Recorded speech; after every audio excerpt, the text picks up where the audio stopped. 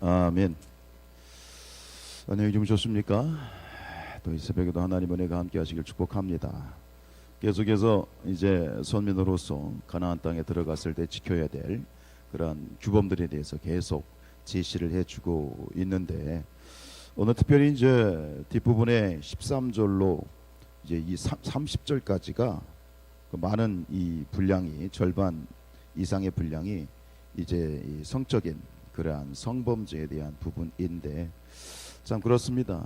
이러저러한 우리의 삶 가운데 참 이 성적인 죄라고 하는 것은 알면서도 짓고 모르면서도 짓고 참 큰 죄이긴 한데요, 하나님 앞에서 우리가 깨어 정말 정결한 그런 신부와 같은 삶을 살 수 있도록 기도해야 되겠습니다. 네, 오늘 우리 집중하고 싶은 것은 1절로 4절 부분인데, 1절 말씀해 보면 내 형제의 소나 양이 길 잃은 것을 보거든 못 본 채 하지 말고 너는 반드시 그것을 끌어다가 내 형제로 돌릴 것이다.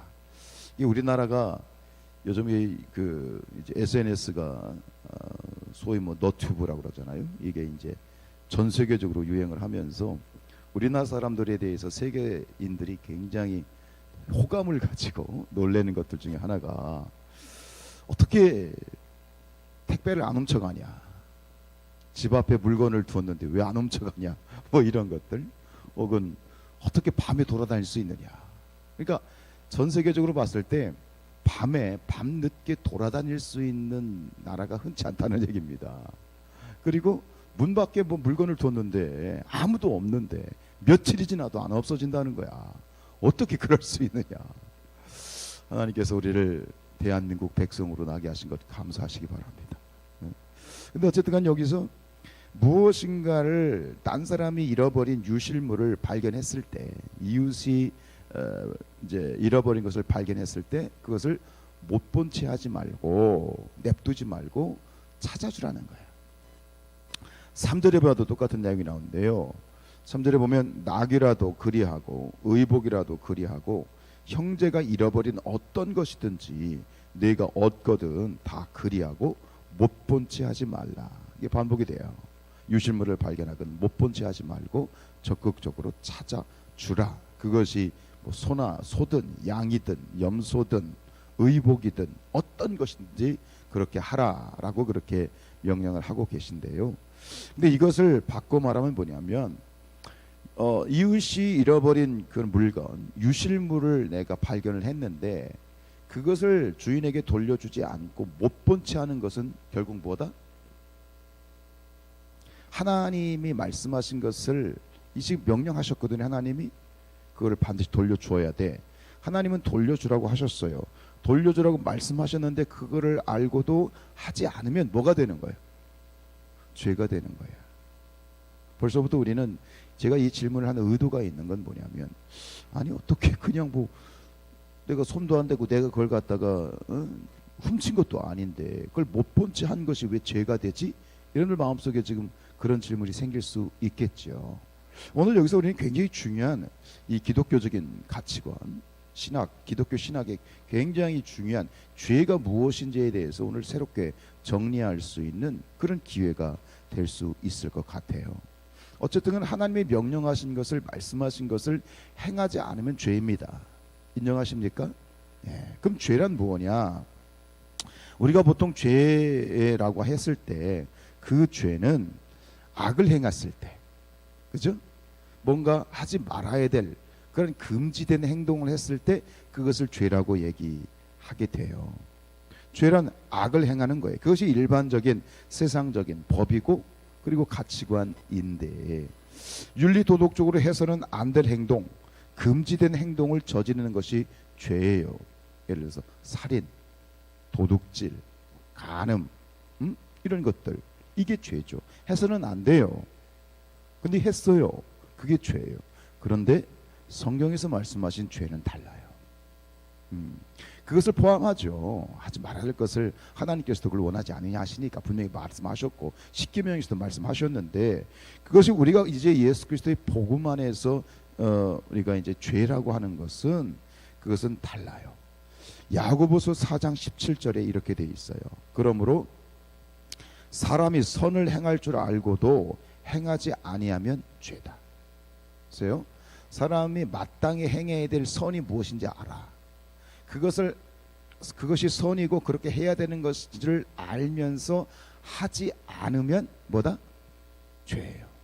이게 예수 그리스도 안에서 우리에게 주신 죄예요.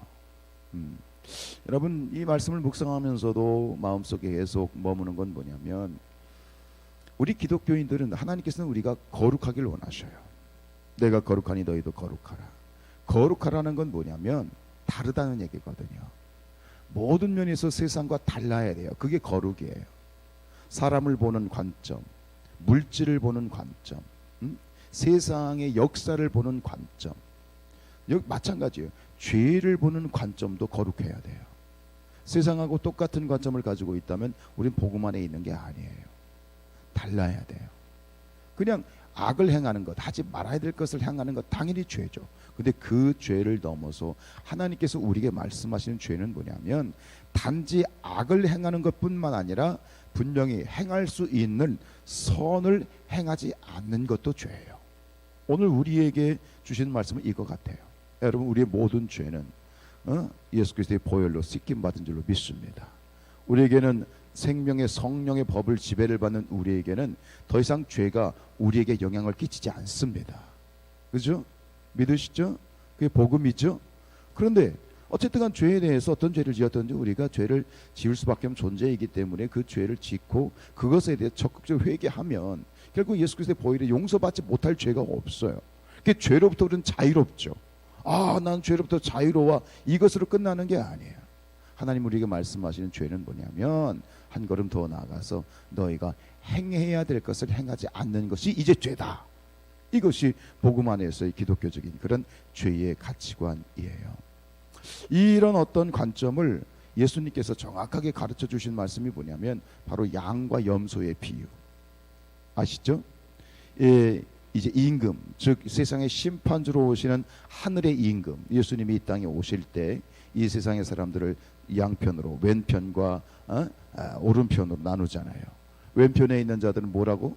염소가 되고 오른편은 양이 되는데, 그 염소, 왼편에 있게 되는 그 염소들에 대해서는 너희들은 영원한 지옥불에 떨어질 것이다 이러면서 저주가 임하잖아요. 왜 그들이 영원한 영벌에 처해지죠? 무엇 때문에? 그들이 큰 죄를 지어서, 살인죄를 지어서, 도둑질을 해서? 그래요, 안 그래요? 아니잖아요. 이 말씀을 자세히 보면 이렇게 돼 있어요. 마태복음 25장 41절 이하에 보면, 왼편에 있는 자들에게 이르시되 저주를 받은 자들아, 나를 떠나 마귀와 그 사자들을 위하여 예비된 영원한 불에 들어가라. 왜? 보세요. 내가 줄일 때에 너희가 먹을 것을 주지 아니하였다. 목마를 때에 마시게 하지 아니하였다. 나그네 되었을 때에 영접하지 아니하였고, 헐벗었을 때에 옷 입히지 아니하였고, 병들었을 때와 옥에 갇혔을 때에 돌보지 아니하였다. 여러분, 이게 죄예요, 아니에요? 세상적인 가치로 봤을 때 배고픈 사람 먹을 거 안 주고 목마른 사람에게 물을 안 줬다 이거예요. 이게 죄예요, 아니에요? 아니죠. 세상적인 이 관점으로 이게 어떻게 무슨 죄가 됩니까? 이게 무슨 지옥에 들어갈 죄가 됩니까? 이렇게 볼 수 있겠죠. 근데 예수님 분명히 말씀하셔요. 지극히 작은 자에게 행하지 아니한 것이 나에게 행하지 않은 것이다. 즉 너희가 마땅히 행해야 될 것이 무엇인지를 알면서도 그것을 행하지 않은 것이 뭐다? 죄다 이거예요. 이것이 바로 우리 기독교적인 죄예요. 가치관이에요. 이것을 우리가 오늘 분명히 마음속에 담아야 돼요. 내가 도둑질 안 하고 남에게 손에 안 끼치고 남에게 해코지를 안 하고 그럼 된 거 아닙니까? 이건 세상적인 죄예요. 하나님이 우리에게 말씀하신 죄는 뭐예요?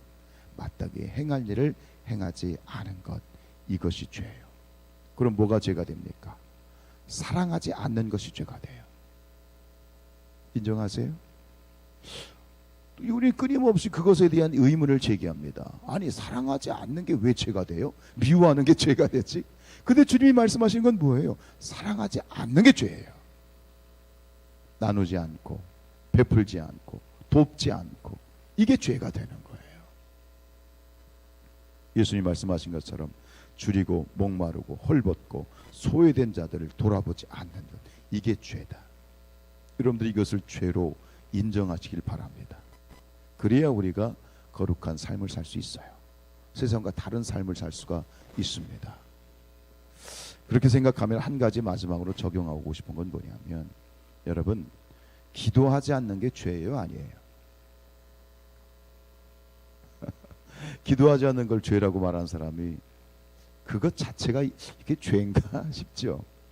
근데 이런 관점으로 보면 여러분, 분명히 기도하지 않는 건 죄예요. 이걸 누가 얘기했죠? 사무엘 선지자가 얘기하였어요. 사무엘 선지자가 그의 하나님의 사람으로서의 선명한 기준을 가지고 말씀했죠. 하나님에 대한 분명한 기준, 진리에 대한 기준에 눈이 열린 사람이에요. 그가 사무엘상 12장 23절에서 이렇게 얘기합니다. 나는 너희를 위하여 기도하기를 쉬는 죄를 여호와 앞에 결단코 범하지 아니하리라. 여러분, 기도를 쉬는 것을 죄로 여기시기를 바랍니다. 기도를 쉬는 것은 죄예요. 마땅히 하나님 앞에서 우리가 기도해야 돼요. 기도는 영적인 호흡이에요. 하나님과의 대화예요. 생명의 역사예요. 그런데 기도하지 않는 것이 죄다. 이것이 오늘 이 신명기 22장에서 우리에게 가르쳐 주신 복음적인 가치관이고, 또 주님께서, 하나님께서 우리에게 요구하시는 그러한 그리스도인의 삶의 자세, 죄에 대한 가치관이에요. 기도를 쉬는 것은 뭐다? 죄다. 다시 한번 야고보서 4장 17절 말씀 기억하시길 바랍니다. 그러므로 사람이 선을 행할 줄 알고도 행하지 아니하면 뭐다? 죄다. 죄로 여기시기를 축복합니다. 기도하겠습니다.